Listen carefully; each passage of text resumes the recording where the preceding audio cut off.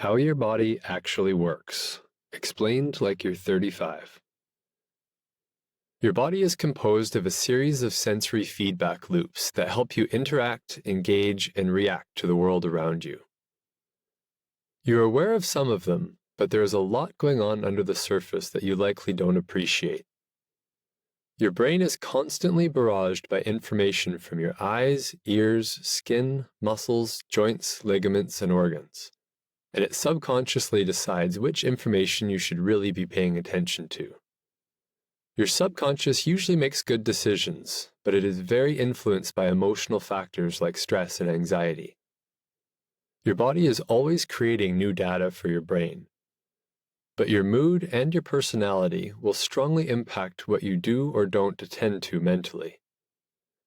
Pain is a good example of this phenomenon, but it takes a bit more groundwork to explain why this doesn't just mean that pain is all in your head.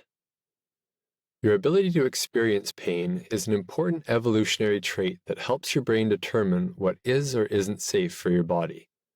You can sense when something is too hot and may risk damaging your skin, when something is too sharp that may cut you, or if an object is putting too much pressure on you that it could injure tissues.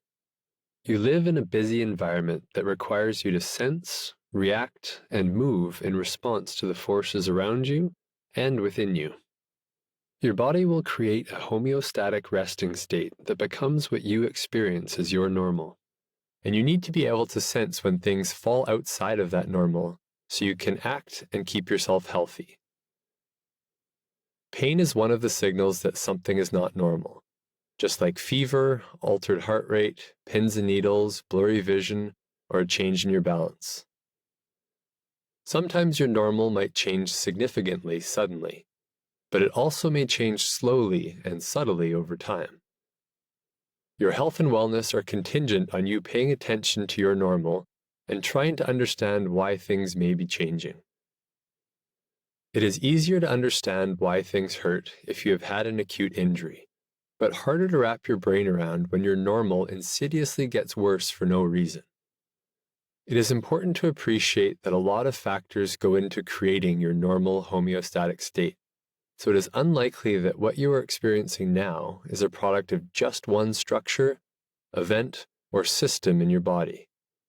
How you are feeling and thinking right now is the result of everything that you have experienced from birth to this very moment, and is strongly impacted by the genetics your parents so generously passed on to you.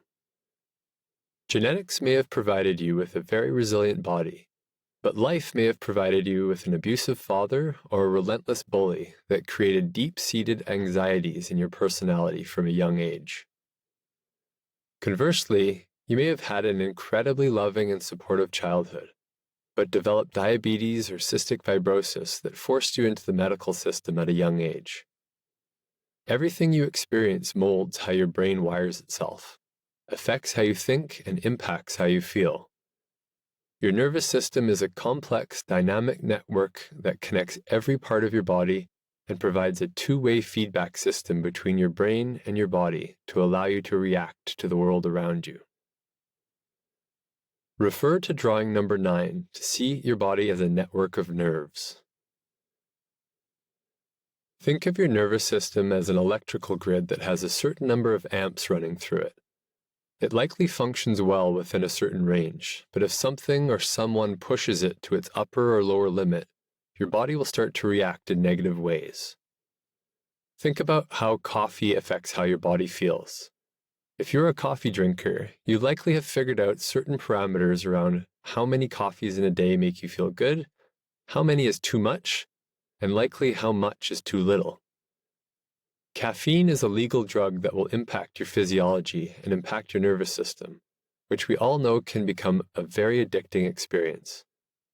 The ability to control how you feel with very little personal effort is the root of society's drug and obesity problems.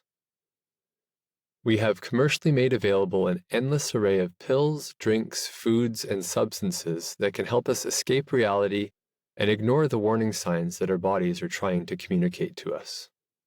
Stress has a big impact on your nervous system. Different people experience stress in different ways. Some wear it on their sleeves and exude anxiety, while others internalize it and appear calm and collected, while their body becomes a ball of tension. Some will fall into both categories. Emotional stress raises the number of amps running through your nervous system and tends to create hypersensitivities in your body. Your nerves are the electrical wiring of your muscles, so hypersensitivity of your nervous system will commonly create localized areas of increased tone in groups of muscles in your body. Different people hold tension in different areas of their body, but you will commonly see tight bands of muscles in people's necks, jaws, and hips that are directly correlated to their subconscious emotional regulation. A person's capacity for emotional intelligence will depend on their upbringing, their genetics, their age, and their current environment. Most people will have some weak link or stress triggers that challenge their mental fortitude and will typically result in a physical manifestation of their cognitive problems. Random life events such as physical accidents can and do impact your nervous system. It is particularly vulnerable to axial loads of your spine, such as falling on your tailbone or landing on your head. It has a very hard time with whiplash forces that jar your neck around. Acute injuries can create structural damage in the tissues of your body, but the more time that passes after your accident, the less and less likely your pain is related to a damaged physical structure, and the more likely it is related to a hypersensitivity of your nervous system. Your brain and your body can get overly reactive to certain stimuluses and start to misinterpret simple sensory feedback as a noxious stimulus that creates unnecessary protective guarding in an area. Sometimes physical, mechanical stimuluses will trigger pain, and sometimes simple life events will set off a generalized myofascial pain and guarding. A good example is the stress people feel while driving, even years after a car accident.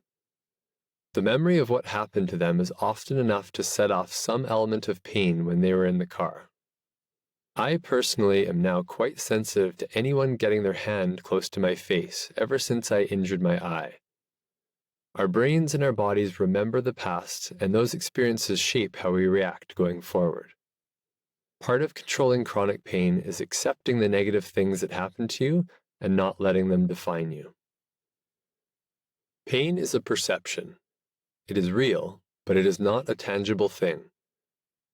Medicine holds the capacity to make you not feel pain temporarily, but you hold the capacity to control how you feel in the long run.